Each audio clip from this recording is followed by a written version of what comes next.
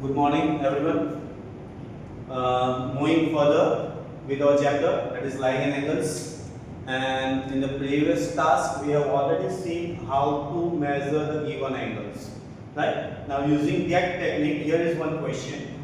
Okay, list all the possible angles. Did you find them all? From this given figure, we have to write all the angles that are formed in this figure, and also we have to measure the angle. So first, what we are going to do, we are going to write all the angles that are formed in the given figure. Starting with this one, so we can say that ACD, the first angle, that is ACD. For that, we are going to find measure. So that's why we are writing measure angle ACD. Sure.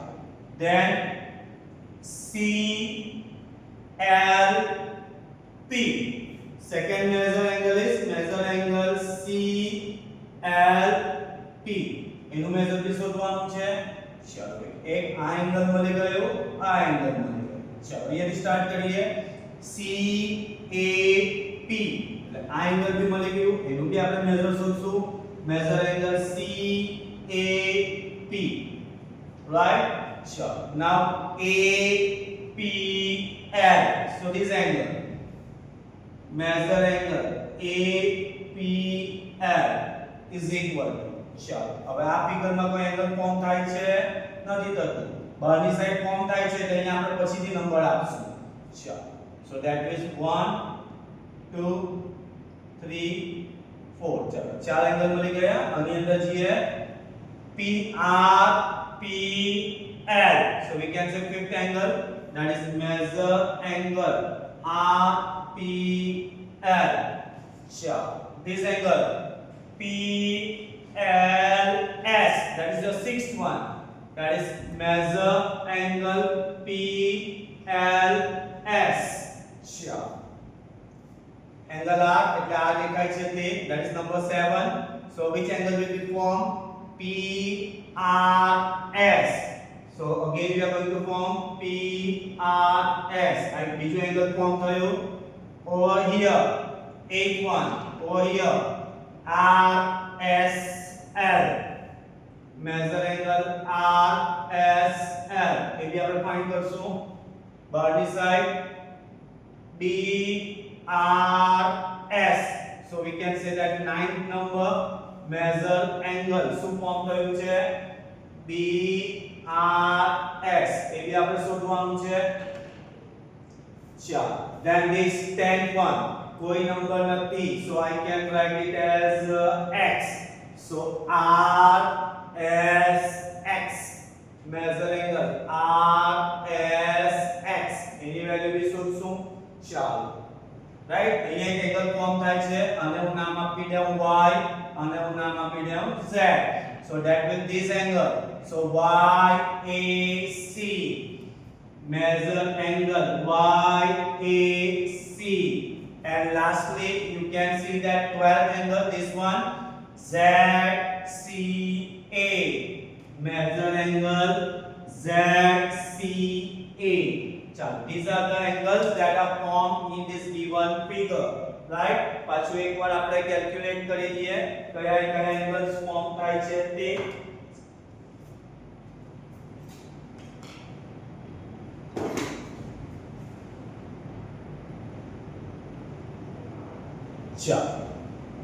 So these are the angles. Total how many angles are there? 1 2 3 4 5 6 7 8 9 10 11 12. Check કરી લો, 12 angles form થાય છે. 1 2 3 4 5 6 7 8 9 10 11 12. So all possible angles we have find it out. Now we are going to measure them one by one, right? Using protractor. Protractor no use કરીને આપણે બધા angle શોધવાના છે, right?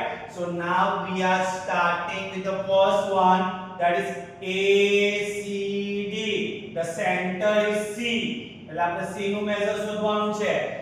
ACD means this angle, the blue one. બરાબર, start કરીએ. So first we are going to place the center of the protractor and this line must overlap the protector base. ચાલો overlap થઈ ગયો. Now see this line, where it meet. So you can see that we can find over here, and that angle is of 70 degree. So we can say that ACD, that is of 70 degree. So what will be the measured angle ACD? That is 70 degree. You have to measure this by using your protector, right? થોડું plus minus બી થશે, આપણે જોઈજો તો ક્લાસની અંદર. ચાલો second, measure angle CLP. Now identify where is CLP. So C, this one is L and this one is P. So your center point is L. So L ને જ આપણે center consider કરવાનું. So again place the protector over here, and you can see that for this angle the arrow is towards left hand side, right? If the arrow is towards left hand side, we will go with outer zero. ને outer zero સાથે જઈએ તો એ ક્યાં stop થાય છે? ત્યાંથી જો line ક્યાં ઓવરલેપ થાય છે? અહીંયા બહારનો ઝીરો. તો બહારનો ઝીરો જોશું તો કેટલું મેજર આવે છે? 100. So what will measure angle CLP? That is 100 degree. એટલે એનું કેટલું આવ્યું? 100 degree. બરાબર આઈડેન્ટિફાઈ થાય છે. ચાલો મૂવિંગ અહેડ. CAP. ચાલો CAP શોધો. CAP, the center point is A. તો A ઉપર આવી રીતે પ્રોટેક્ટર મૂકીએ તો કોઈ એરો ફોર્મ થાય છે ઉપરની સાઈડ? નહીં. તો પ્રોટેક્ટર ને ઊંધું મૂકવાનું. ચાલો ઊંધું મૂકીએ પ્રોટેક્ટર ને. Now you can see that 0 B overlap, point B overlap થાય છે ને આ રે બી એના પર ઓવરલેપ થાય છે. સો કઈ રે આવી સેન્ટર માં? this ray.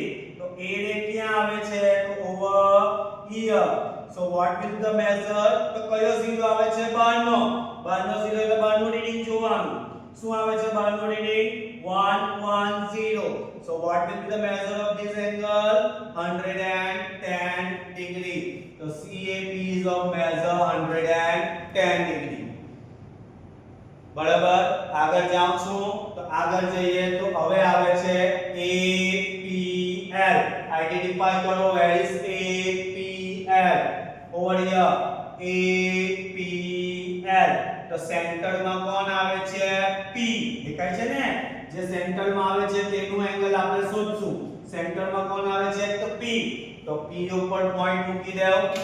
ચાલો મૂકી દીધો P ઉપર પોઈન્ટ. હવે આ એંગલ ક્યાં ફોર્મ થાય છે? અહીંયા. તો આ લાઈન ક્યાં છે? તો left hand side. Left hand side માં ઝીરો ક્યાં છે? હાલમાં પ્રોટેક્ટર ઊંધું કરીએ તો અંડર. તો આપણે અંડર નો ઝીરો ચેક કરવાનો. ને આ લાઈન ક્યાં મળે છે? કયા પોઈન્ટ આગળ મળે છે? તો over here, and you can see it is of 80 degree. So we can see that APL, that is of measure 80 degree. ચાલો ક્લિયર થાય છે? આગળ જાઉં છું.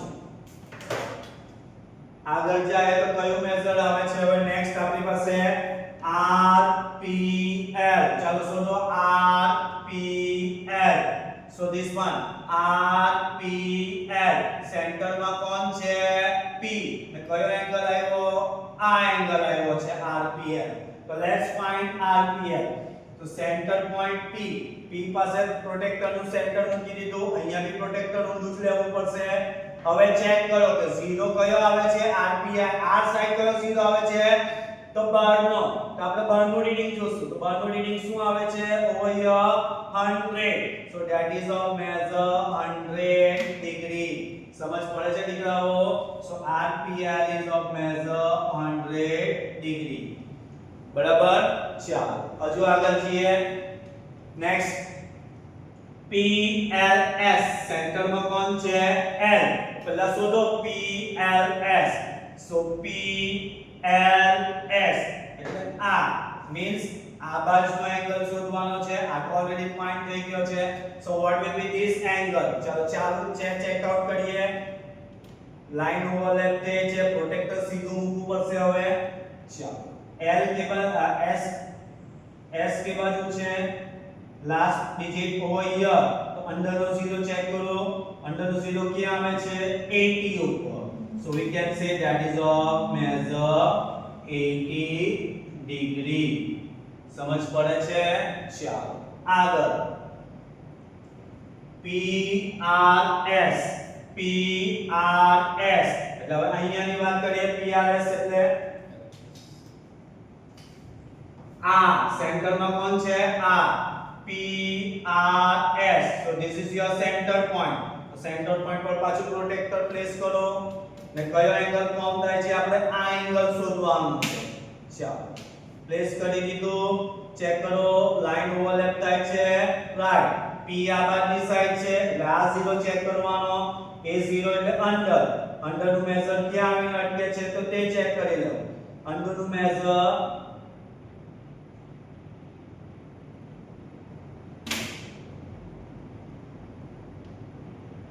અહીંયા કશે ફોર્મ થાય છે between 100 and 110.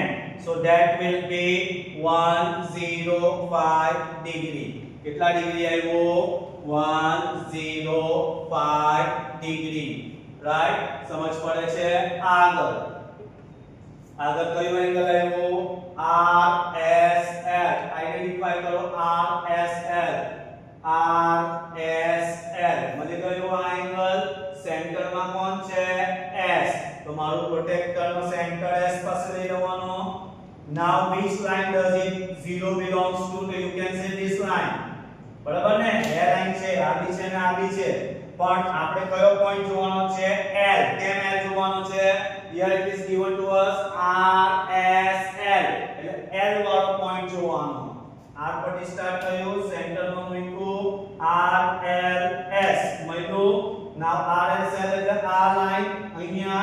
તો આ એરો ક્યાં ટચ થાય છે? તો over here. So 0 outer side નો છે.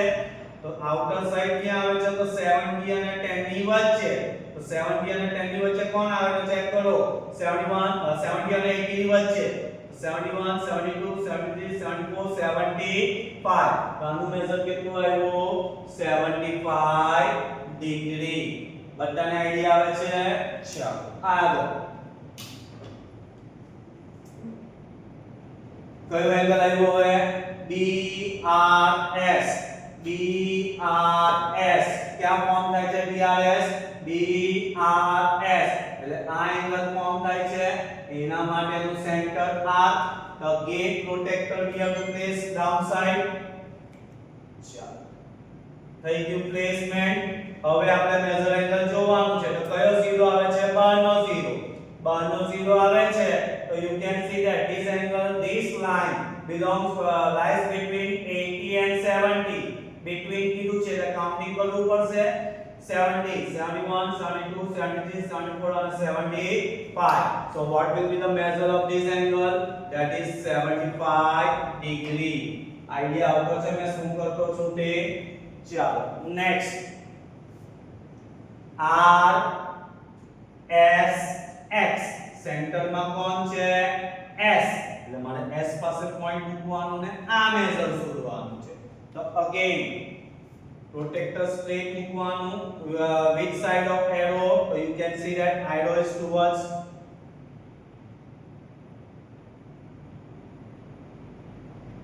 right hand side. અને અંદર કયો 0? અંડરનો 0 આવે છે. તો અંડરનું રીડિંગ ચેક કરવાનું. તો ક્યાં આવે છે? over here. Again it lies between 110 and 100. તો 110 અને 100 ની વચ્ચે. તો કાઉન્ટિંગ કરવું પડશે. ચાલો 110 then 101 100 101 102 103 104 and 105. So what will be the measure? 105 degree. Clear થાય છે? તો measure angle S will be 105 degree. ચાલો last two angles. measure angle YAC. એટલે આ ગ્રીન કલરનો એંગલ. સેન્ટર પોઈન્ટ શું આવવાનો? A. અગેન આપણે પ્રોટેક્ટર ઊંધું મૂકવું પડશે. ચાલો કયો 0 આવ્યો? અંદરનો 0 મેઝર કરીએ તો અહીંયા આવે છે બીજી arrow. So that ease of 70 degree. એટલે એ મેઝર કેટલું થયું? 70 ડિગ્રી. અને last one ZCA ZCA ZCA તો Z કઈ બાજુ છે તો Z લેફ્ટ હેન્ડ સાઈડ તો લેફ્ટ હેન્ડ સાઈડ નો 0 ક્યાં છે outer side outer digit count કરવાની તો exactly 100 and then digit is come 110 so dash measure is of 110 idea એવો કેવી રીતે એંગલ મેઝર કરવાના છે so we have to measure angle using this technique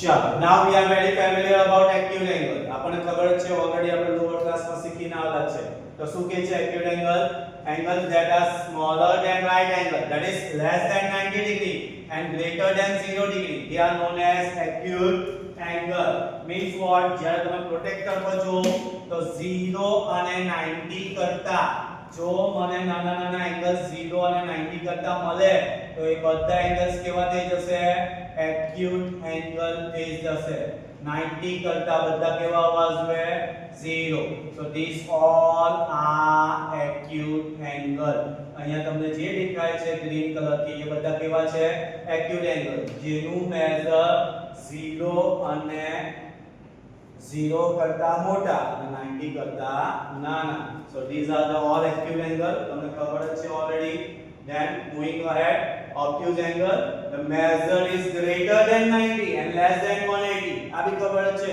lower ક્લાસમાં શીખીને આવેલા છે શું કહેવાય છે an angle that are greater than 90 કરતા વધારે રાઈટ અહીંયા મેઝર કરીએ તો 90 કરતા વધી જશે you can see that right અહીંયા આવે છે 90 ડિગ્રી see 90 કરતા વધારે તો એ બધા કયા થઈ જશે which type of angle they will be they will form obtuse angle બરાબર then reflex angle એટલે means બહારના angle એ કેવા છે તો angles that are greater than straight and less than whole number greater than straight તો આ મારું straight angle તમે અહીંયા જો ધ્યાનથી this is our straight angle બરાબર and you can see the arrow જો આગળ જાય છે so it is greater than straight but less than complete angle કરતા કેવા હશે નાના તો એવા એંગલ્સ ને કેવા હશે reflex angle ચાલો તો એના બેઝ પર એક્ઝામ્પલ છે અહીંયા first one in each of the following bricks join A to other brick point in the figure to by a straight line to get first one acute angle now we are going to draw acute angle so how to draw acute angle નું measure કેવું હશે 90 કરતા નાનું તો over here first example is given to you કે આ જે form થાય છે તે તમારો acute તો સેકન્ડ હું ડ્રો કરવા જાઉં તો આ બી આવી શકે so this will be my acute angle और કોઈને સર બીજી આઈડિયા છે સર મારે આવી રીતે નથી કરવું હું આ ડ્રો કરું તો ચાલે તો here you can see that another this will be an acute angle આ બી acute આ બી acute સમજ પડે છે so over here we can draw two ways to form an acute angle સમજ પડે છે દીકરાઓ કેવી રીતે ગ્રીડ આઉટ કરવાનું છે તે ચાલો આગળ જોવા જાય તો next example that is of obtuse angle means what greater than 90 ચાલો પ્લેસ આઉટ કરીએ obtuse angle માં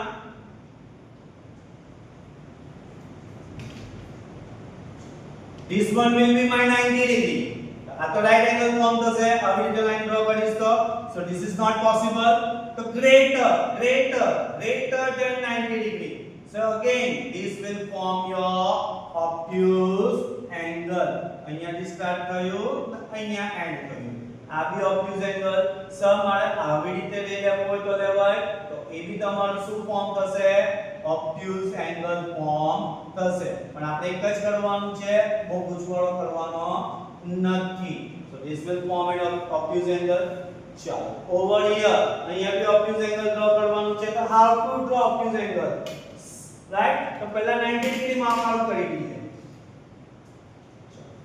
this one will be on 90 degree. So greater than that, 90 કરતા વધારે, તો હું આવી રીતે લાઈન ડ્રો કરી દઉં. So this will again form my obtuse angle. સમજ પડે છે? obtuse angle ડ્રો કરતા આવડી ગયું, રાઈટ? આ રીતે આપણે ગ્રેડ લાઈન નો યુઝ કરવાનો છે. બરાબર? ચાલો moving ahead.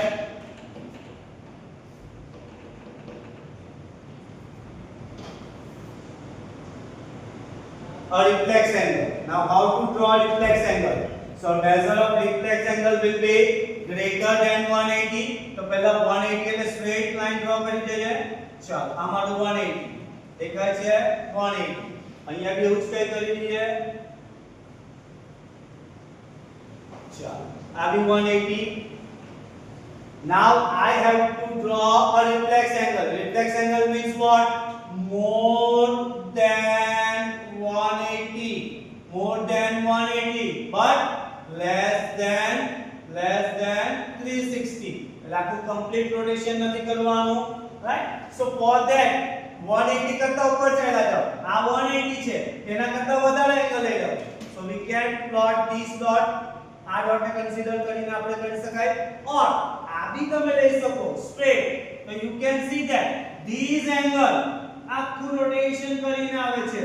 So this angle will be your reflex angle whose measure is more than 180, 180 કરતા વધારે but less than complete angle, that is 360 કરતા નાનું.